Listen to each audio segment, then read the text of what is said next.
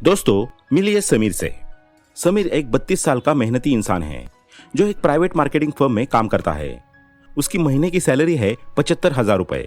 समीर अपनी पत्नी प्रिया और अपने 6 साल के बेटे आरव के साथ शहर के एक अच्छे इलाके में किराए के 2 BHK फ्लैट में रहता है। उसकी जिंदगी साधारण लेकिन खुशहाल है। वह अपनी जिम्मेदारियों को समझता है, थोड़ा बहुत इन्वेस्ट करता है और भविष्य के लिए सेविंग भी करता है। समीर का एक सपना था, एक अपनी कार। यह सपना सिर्फ दिखावे के लिए नहीं था। वो चाहता था कि उसका परिवार आराम से घूम सके, वीकेंड पर शहर से बाहर जा सके और सबसे जरूरी इमरजेंसी में किसी पर निर्भर न रहना पड़े। खासकर जब से आरव बड़ा हो रहा था, उसे कार एक जरूरत लगने लगी थी। कई महीनों की रिसर्च और दोस्तों से सलाह लेने के बाद समीर ने एक कॉम्पैक्ट SUV पसंद की, जिसकी ऑन रोड कीमत लगभग 15 लाख रुपए थी। यह उसके बजट से काफी ज्यादा थी, लेकिन शोरूम के सेल्समैन ने उसे एक बहुत ही आकर्षक लोन प्लान समझाया। उसने कहा, सर आप बस 2 लाख रुपए की डाउन पेमेंट कर दीजिए, बाकी हम 7 साल का लोन कर देंगे। आपकी EMI बहुत कम आएगी। कम EMI का ख्याल समीर को बहुत अच्छा लगा। उसने अपनी थोड़ी बहुत सेविंग्स और कुछ इन्वेस्टमेंट तोड़कर 2 लाख रुपए का इंतजाम किया और बिना ज्यादा सोचे समझे कार बुक कर दी। शुरुआती 4-5 महीने तो सब कुछ किसी सपने जैसा था। वीकेंड पर लॉन्ग ड्राइव, रिश्तेदारों के घर शान से जाना और बारिश में बिना भीगे ऑफिस पहुंचना। समीर को लगा कि उसका फैसला बिल्कुल सही था, लेकिन धीरे धीरे इस सपने की असल कीमत उसे समझ आने लगी। उसे एहसास हुआ कि कार का मालिक बनना सिर्फ EMI भरने तक सीमित नहीं है। ये एक ऐसा जाल था जिसमें वो अनजाने में फंसता चला जा रहा था। हर महीने 18,000 की EMI उसकी सैलरी का एक बड़ा हिस्सा ले जा रही थी। लेकिन असली झटका तो तब लगा जब दूसरे खर्चे सामने आने लगे। कार शहर में लगभग 12-13 किलोमीटर प्रति लीटर का माइलेज देती थी। समीर का महीने का पेट्रोल का खर्चा ही 8,000 रुपए तक पहुंच गया। इसके अलावा सोसाइटी की पार्किंग का चार्ज 1,500 महीना था। साल का इंश्योरेंस प्रीमियम 35,000 था, यानी लगभग 3,000 रुपए महीना। और अभी तो रेगुलर सर्विसिंग और मेंटेनेंस का खर्चा आना बाकी था, जिसके लिए उसे हर महीने कम से कम 2,000 रुपए अलग से रखने पड़ रहे थे। जब समीर ने हिसाब लगाया तो पाया कि कार की EMI के अलावा वो हर महीने लगभग 15,000 से 16,000 सिर्फ कार को चलाने और रखने पर खर्च कर रहा था। कुल मिलाकर ये 15 लाख की गाड़ी उसे महीने के 33,000 से ज्यादा की पड़ रही थी, जो उसकी 75,000 की सैलरी का लगभग 45% था। अब समीर की फाइनेंशियल प्लानिंग पूरी तरह से चरमरा गई थी।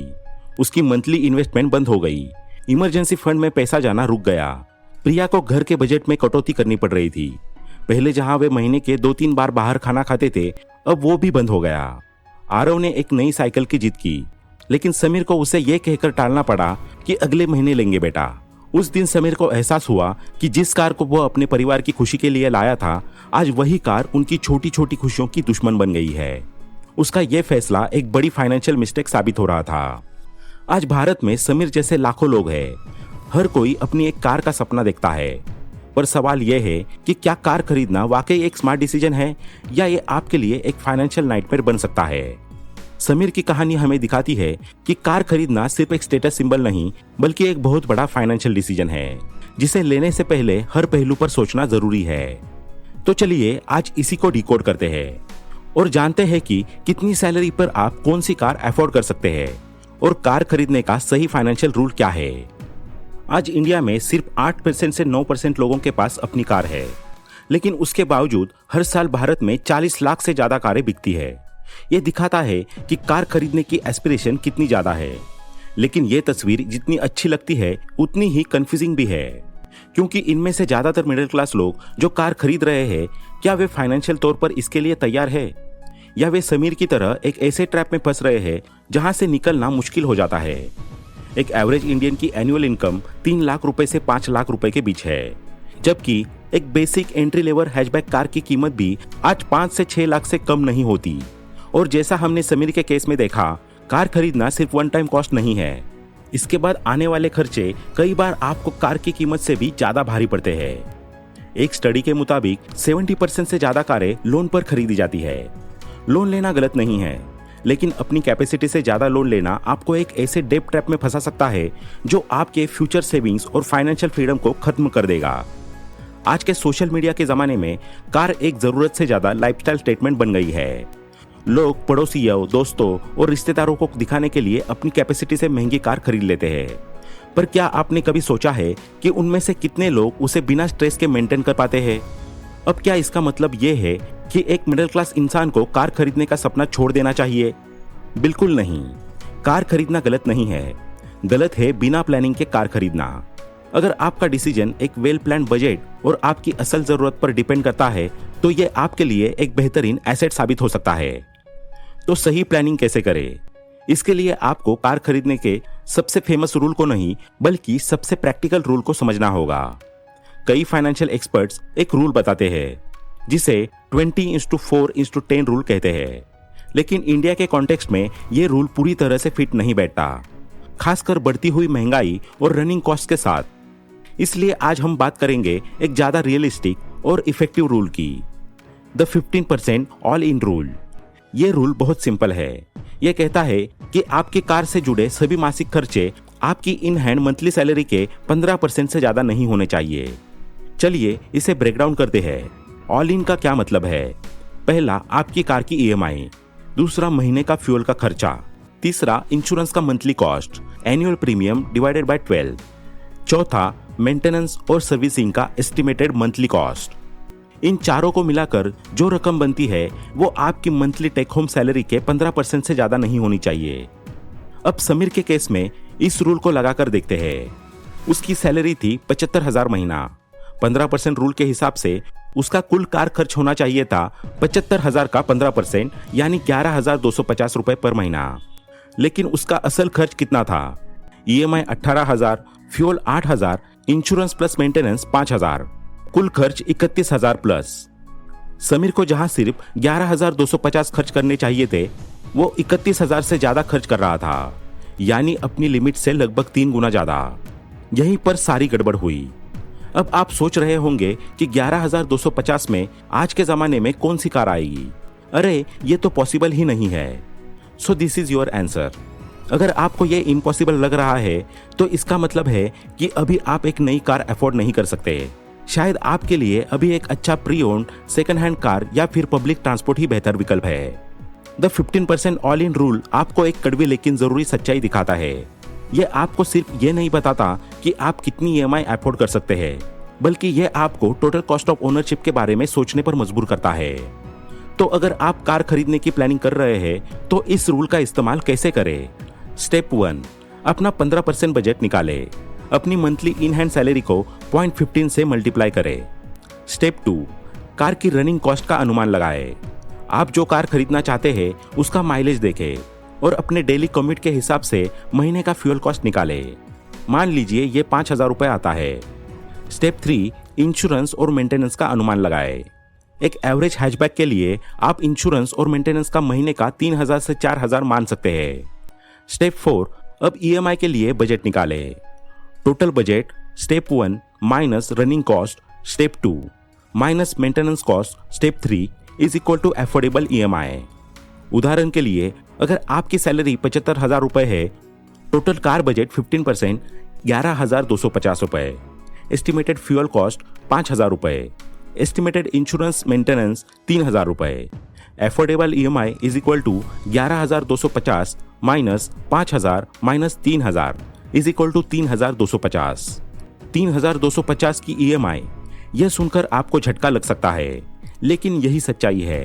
अगर आप अपनी फाइनेंशियल हेल्थ को खराब नहीं करना चाहते, इतनी कम ईएमआई में तो शायद कोई एंट्री लेवल कार भी न आए। इसका मतलब यह है कि आपको या तो अपनी डाउन पेमेंट बहुत ज़्यादा बढ़ानी होगी या फिर एक प्री ओन्ड कार की तरफ देखना होगा। ये रूल आपको ये समझने में मदद करता है कि कार सिर्फ एक प्रोडक्ट नहीं बल्कि एक लॉन्ग टर्म फाइनेंशियल कमिटमेंट है। अब बात करते हैं एक और गलती की जो समीर ने की, लोन टेन्योर। समीर ने 7 साल का लोन लिया ताकि उसकी ईएमआई कम हो जाए। ये एक बहुत ही कॉमन ट्रैप है जिसमें ज्यादातर लोग फंसते हैं। याद रखिए, लोन टेन्योर जितना लंबा होगा आप बैंक को उतना ही ज्यादा ब्याज देंगे।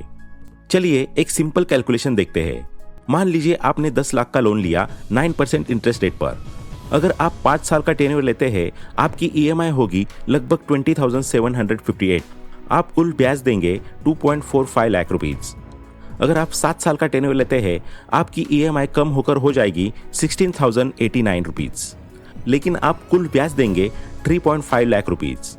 सिर्फ 2 साल टेन्योर बढ़ाने से आप बैंक को 1 लाख रुपए से ज्यादा एक्स्ट्रा दे रहे हैं। ये पैसा आप कहीं इन्वेस्ट करते तो ये आपको कमा कर देता। इसलिए हमेशा कोशिश करें कि आपका कार लोन 4 साल से ज्यादा का ना हो। भले ही इसके लिए आपको अपनी ईएमआई थोड़ी बढ़ानी पड़े या फिर थोड़ी सस्ती कार लेनी पड़े। शॉर्ट टर्म कंफर्ट के लिए लॉन्ग टर्म फाइनेंशियल लॉस का सौदा कभी मत कीजिए। कार खरीदने से पहले सिर्फ बजट ही नहीं, कुछ और सवालों के जवाब देना भी जरूरी है। जैसे, क्या ये एक नीड है या वांट? क्या आपको सच में कार की जरूरत है? क्या आपका काम पब्लिक ट्रांसपोर्ट से नहीं चल सकता? क्या आप इसे सिर्फ इसलिए खरीद रहे हैं क्योंकि आपके दोस्त या रिश्तेदार के पास है? अपनी जरूरत और इच्छा के बीच का फर्क समझना बहुत जरूरी है। अगर ये सिर्फ एक वांट है तो बेहतर है कि आप इसे तब तक टाल दें जब तक आपकी इनकम इतनी न बढ़ जाए कि ये आपकी 15% रूल में आसानी से फिट हो सके। New car versus used cars. Bharat में सेकंड हैंड कार मार्केट को लेकर एक अजीब सी धारणा है। लोग इसे स्टेटस के खिलाफ समझते हैं, लेकिन फाइनेंशियल प्लानिंग के नजरिए से एक अच्छी कंडीशन की यूज्ड कार खरीदना सबसे स्मार्ट डिसीजन में से एक हो सकता है। एक नई कार शोरूम से बाहर निकलते ही अपनी कीमत का 10% से 15% खो देती है। इसे डेप्रिसिएशन कहते हैं। 3 साल में एक नई कार की कीमत लगभग 30 to 40% तक कम हो जाती है। जब आप एक 2-3 साल पुरानी कार खरीदते हैं तो आप इस डेप्रिसिएशन का फायदा उठाते हैं। आपको एक अच्छी गाड़ी बहुत कम कीमत में मिल जाती है और आपका इंश्योरेंस प्रीमियम भी कम होता है। टोटल कॉस्ट ऑफ ओनरशिप को समझे। कार खरीदने से पहले उसकी टीसीओ को जरूर रिसर्च करें। इसमें सिर्फ माइलेज और सर्विसिंग कॉस्ट ही नहीं, बल्कि उसके स्पेयर पार्ट्स की अवेलेबिलिटी और कॉस्ट, रीसेल वैल्यू और इंश्योरेंस कॉस्ट जैसे फैक्टर्स भी शामिल होते हैं। कुछ कारें खरीदने में सस्ती होती है, लेकिन उनकी मेंटेनेंस बहुत महंगी होती है। तो आखिर में समीर ने क्या किया? जब समीर को अपनी गलती का एहसास हुआ तो उसने एक मुश्किल लेकिन स्मार्ट फैसला लिया। उसने अपनी लगभग नई एसयूवी को बेच दिया। हाँ, उसे इसमें लगभग 2.5 लाख का नुकसान हुआ, लेकिन इस नुकसान ने उसे एक बड़े फाइनेंशियल क्राइसिस से बचा लिया। उस पैसे से उसने अपना लोन पूरी तरह से बंद कर दिया। कुछ महीने बाद उसने और प्रिया ने मिलकर फिर से प्लानिंग की। उन्होंने द 15% ऑल इन रूल का इस्तेमाल किया और पाया कि वे आराम से एक अच्छी प्री ओन्ड हैचबैक अफोर्ड कर सकते हैं। उन्होंने एक सर्टिफाइड यूज्ड कार शोरूम से 3 साल पुरानी अच्छी कंडीशन में एक हैचबैक कार खरीदी। इसके लिए उन्हें बहुत छोटा लोन लेना पड़ा, जो उन्होंने सिर्फ 3 साल के लिए ले लिया। आज समीर और उसका परिवार उसी तरह खुश है। वे अब भी वीकेंड पर घूमने जाते हैं, लेकिन बिना किसी फाइनेंशियल स्ट्रेस के। समीर की मंथली इन्वेस्टमेंट्स फिर से शुरू हो गई है और वे भविष्य के लिए बेहतर तरीके से प्लानिंग कर पा रहे हैं। समीर की कहानी हमें एक बहुत जरूरी सबक सिखाती है। कार खरीदना कोई रेस नहीं है, ये आपकी फाइनेंशियल जर्नी का एक हिस्सा है, पूरी जर्नी नहीं। एक कार आपकी जिंदगी को आसान बनाने के लिए होती है, मुश्किलें बनाने के लिए नहीं। सोशल स्टेटस या दिखावे के लिए अपनी फाइनेंशियल पीस को दांव पर लगाना सबसे बड़ी बेवकूफ़ी है। तो अगली बार जब आप एक नई कार का विज्ञापन देखें या अपने दोस्त की चमचमाती गाड़ी को देखकर आपके मन में भी एक कार खरीदने का ख्याल आए, तो एक पल रुककर समीर की कहानी और 15% ऑल इन रूल को जरूर याद कर लेना। स्मार्ट बनिए, वाइजली इन्वेस्ट कीजिए और एक ऐसी कार खरीदिए जो आपके गैरेज में खड़ी होकर आपको खुशी दे, न कि रातों को जगाकर टेंशन। तो आज के लिए इतना ही। आशा करते हैं कि आपको इस वीडियो से काफी कुछ सीखने को मिला होगा। वीडियो पसंद आया हो तो लाइक करें, अपने दोस्तों के साथ शेयर करें और ऐसे ही वैल्यूएबल वीडियोस को देखने के लिए चैनल को सब्सक्राइब करना ना भूलें। Thanks for watching.